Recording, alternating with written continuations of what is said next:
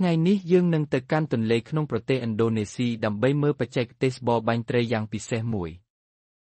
វីដេអូនេះមានចំណងជើងថា The Hunting Snakehead Fish in South Papua Using Arrows គឺការបរបាញ់ត្រីក្បាលពស់នៅប៉ាពូខាងត្បូងដោយប្រើព្រួញ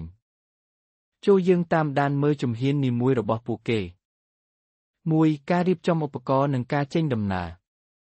វីដេអូចាប់ផ្ដើមដោយបង្ហាញទិដ្ឋភាពទន្លេមួយកន្លែងក្នុងព្រៃក្រាស់នៅប៉ាពូខាងត្បូងអ្នកបរបាញ់ម្នាក់អង្គុយក្បែរច្រាំងហើយកំពុងពិនិត្យឧបករណ៍សំខាន់របស់គាត់ធ្នូបោជាធ្នូធ្វើពីឈើប្រភេទក្លឹមរឹងដែលអាចទប់ទល់នឹងកម្លាំងទាញបានខ្ពស់ខ្សែធ្នូជាខ្សែពួរធ្វើពីសរសៃរុក្ខជាតិឬសម្ភារៈទំនើបដែលមានភាពបត់បែនល្អព្រួញ Arrows មានប្រវែងប្រហែល1 ម៉ែត្រដាំធ្វើពីសីស្រាលអ្វីដែលពិសេសគឺក្បាលព្រួញ Arrowhead ដែលធ្វើពីដែកហើយមានរាងស្រួចដោយមានស្នៀតបញ្ច្រាស់ barbed 2 ឬ 3 ជ្រុងដើម្បីកុំឲ្យត្រីរបូតចេញនៅពេលត្រូវព្រួញ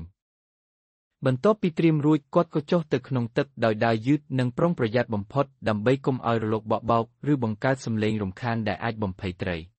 2. ការប្រមាញ់រកត្រីក្បាលពស់អ្នកបរបាញ់លុបចូលទៅក្នុងទឹករាក់ដោយកាន់ធ្នូហើយដាក់ព្រួញមួយគ្រាប់ត្រៀម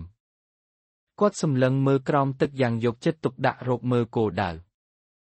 ការស្វែងរក spotting ត្រីក្បាលពស់ snakehead fish ច្រើនលាក់ខ្លួននៅក្នុងគុម្ពោតឬក្រោមគល់ឈើដែលលិចទឹក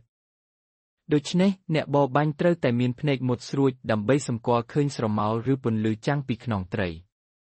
ការលុបចូលទៅជិត stalking នៅពេលឃើញត្រីគាត់ក៏លួចលុបចូលទៅជិតបន្តិចម្ដងរាល់ជំហានគឺត្រូវដាក់ជើងឲ្យស្រាលព្រោះត្រីក្បាលពស់មានអារម្មណ៍រសើបខ្លាំងចំពោះការរំញ័រ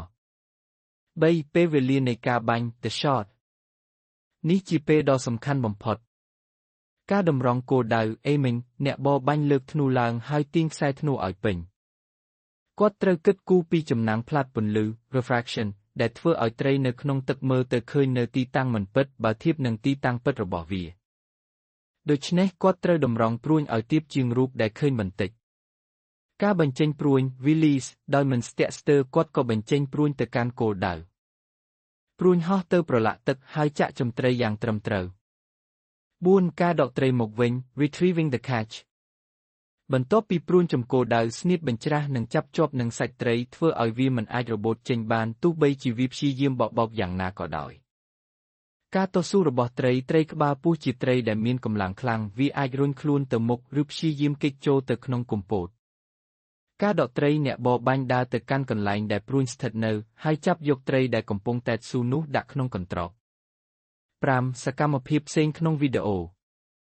ក្រៅពីការបាញ់ព្រួញម្ដងវីដេអូក៏បង្ហាញពីទិដ្ឋភាពដូចទៅទិដ្ឋភាពទន្លេផ្ទៃទឹកដ៏ស្ងប់ស្ងាត់ព័ទ្ធជុំវិញដោយដើមឈើខ្ពស់និងស្មៅទឹកសំឡេងពីធម្មជាតិសំឡេងទឹកហូរសំឡេងសត្វស្លាបនិងសត្វល្អិតដែលធ្វើឲ្យអ្នកមើលមានអារម្មណ៍ដូចនៅក្នុងព្រៃពិតប្រាកដការបង្ហាញពីជំនាញនៅក្នុងវីដេអូគេអាចឃើញអ្នកបរបាញ់អាចបាញ់បានច្រើនគ្រាប់ក្នុងពេលតែមួយដែលបង្ហាញពីការអនុវត្តនិងបទពិសោធន៍យូរអង្វែងរបស់ពួកគេការប្រើប្រាស់ទូកនៅត្រង់ចំណុចខ្លះអ្នកបរបាញ់ឡើងលើទូកតូចមួយ canoe ដើម្បីទៅកាន់ទីតាំងដែលទឹកជ្រៅឬដើម្បីតាមប្រមាញ់ត្រីដែលរត់ទៅឆ្ងាយ 5. តម្លៃនៃវីដេអូនេះតាមរយៈវីដេអូនេះយើងអាចសង្កេតឃើញនៅវប្បធម៌បុរាណការប្រើប្រាស់ធ្នូនិងព្រួញសម្រាប់នេសាទបង្ហាញពីប្រាជ្ញាប្រពៃណីដែលត្រូវបានបន្សល់ទុកពីមួយជំនាន់ទៅមួយជំនាន់របស់ជនជាតិដើមនៅប៉ាពូខាងត្បូងការគោរពធម្មជាតិពួកគេមិនបានបំផ្លាញបរិស្ថានឬនេសាទច្រើនហួសហេតុពេកទេពួកគេប្រមាញ់តែប៉ុន្មានដែលគ្រប់គ្រាន់សម្រាប់ជីវភាពរស់នៅប៉ុណ្ណោះជំនាញនិងការអត់ធ្មត់ការបរបាញ់ត្រីដោយប្រើធ្នូទាមទារទាំងជំនាញផ្ទាល់ខ្លួននិងការអត់ធ្មត់ខ្ពស់ព្រោះអ្នកបរបាញ់ត្រូវតែចាំឱកាសត្រឹមត្រូវទើបអាចបាញ់បានសម្រេច